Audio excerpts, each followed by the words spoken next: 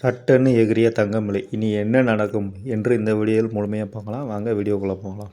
தங்கம் விலை கடந்த சில நாட்களாக ஏற்ற இறக்கம் என மாறியே இருந்து வருகிறது. இதனால் நகை வாங்குபவர்கள் பெரும் குழப்பத்தில் இருக்கிறார்கள். இதற்கிடையே தங்கம் விலை தொடர்பாகவும் இது வரும் காலத்தில் எப்படி இருக்கும் என்பது தொடர்பாகவும் பிரபல பொருளாதார வல்லுநர் ஆனந்த் சீனிவாசன் சில முக்கிய கருத்துக்களை கூறியுள்ளார். அதை இந்த வீடியோவில் முழுமையாக பார்க்கலாம் வாங்க. தங்கம் விலை கடந்த பிப்ரவரி மாதம் இறுதியில் வளைகுடா மோதல் தொடங்கியதிலிருந்து தொடர்ந்து சரிந்து வந்தது. இதன் காரணமாகவே ஒரு கட்டத்தில் 15,000 ரூபாயை தாண்டிய 1 கிராம் தங்கம் விலை இப்போது 14,000 கீழ் போனது. கச்சா எண்ணெய் வர்த்தக பாதிப்பு காரணமாக டாலர் மதிப்பு உயர்வதே இதற்கு முக்கிய காரணமாகும். இந்த சூழலில் கடந்த சில நாட்களாக தங்கம் விலை மீண்டும் உயர ஆரம்பித்துள்ளது. இருப்பினும் அது சீராக ஏறவில்லை. ஒரு நாள் ஏறினால் அடுத்த நாள் குறைவது என மாறியே இருந்து வருகிறது. இதனால் நகை வாங்குபவர்கள் என்ன செய்வதென்று புரியாமல் குழப்பத்தில் இருக்கிறார்கள். இதற்கிடையே பிரபல பொருளாதார வல்லுநர் ஆனந்த் சீனிவாசன் இது தொடர்பாக முக்கிய விளக்கங்களை கொடுத்துள்ளார். இது தொடர்பாக அவர் தனது யூடியூப் பக்கத்தில் மேலும் தங்கம் விலை இரவு நேரத்தில் ஏறுகிறது, காலை வந்தால் குறைகிறது. கடந்த ஒரு வாரமாகவே இந்த ட்ரெண்ட் தான் இருக்கிறது. ஏனென்றால் ட்ரம்ப் நைட்டு வந்தால் போர் நிறுத்தம் என்கிறார், காலை வந்தால் வெடிகுண்டு போட்டு தாக்குவேன் என்கிறார்.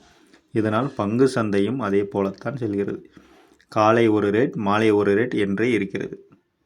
போர் நிறுத்தம் வரும் என்றால் மார்க்கெட் ஏறுகிறது. போர் என்று தகவல் வந்தால் பங்கு சந்தை சரிகிறது.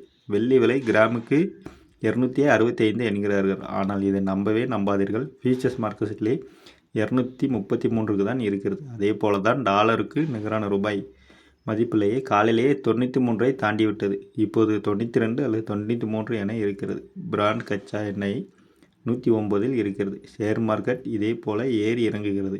இது போன்ற நேரத்தில் குறைந்த மதிப்புகள் நல்ல பங்குகளை நாம் வாங்கிக் கொள்ளலாம். உலக நாடுகளின் மத்திய வங்கிகள் தொடர்ந்து தங்கத்தை வாங்கி வருகிறது. போலந்து நாட்டின் மத்திய வங்கி சமீபத்தில் தான் 20 டன் தங்கத்தை வாங்கியுள்ளது. நடுவில் சில காலம் தங்கம் விலை குறைந்தால் அது எங்களுக்கு வாங்கும் ஒரு வாய்ப்பாகவே இருக்கும். மற்ற நாடுகளும் இதே தான் சொல்கிறது. தங்கம் இறக்குமதியில் ஒரு சில வணிகர்கள் மட்டுமே ஆதிக்கம் செலுத்துவதால் அதில் பெரிய ஏற்ற இறக்கம் இருப்பதில்லை என சிலர் தங்கள் அதிருப்தியை வெளிப்படுத்தியுள்ளனர். பல சர்வதேச காரணங்களால் மார்க்கெட் ரொம்ப பலவீனமாக இருக்கிறது. தங்கம் விலையும் இதனால் பலவீனமாக இருக்கிறது. எனவே தங்கத்தை வாங்க இது உங்களுக்கு சரியான ஒரு வாய்ப்பை கொடுக்கும். மெல்ல மெல்ல தங்கத்தை வாங்கலாம். போர் நின்று விட்டது என்றால் தங்கம் விலை உடனே ஏற ஆரம்பித்துவிடும் என்கிறார் ஆனந்த் சீனிவாசன்.